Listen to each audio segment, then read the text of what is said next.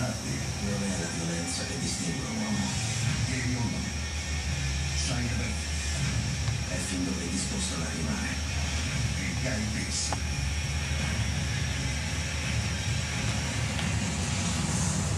Londres, dal 29 novembre al cinema.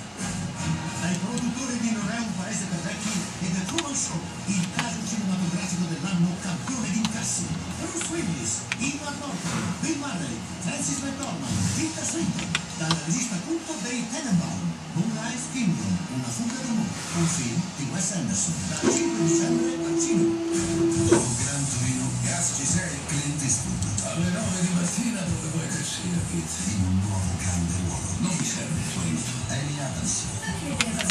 Justin Timberlake. Forse sono emozionalmente disponibili. Di nuovo in gioco. Ma che mi fissate? Non sono una sua lista. Dal 29 novembre al cinema. Il regalo perfetto per l'ospitale e la famiglia.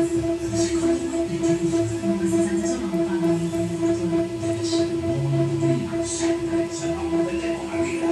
Dai. Una famiglia perfetta. Questo bambino è un amore. E allora, un film di Paolo Genovese. Dal 29 novembre al cinema. Siamo i guardiani e proteggiamo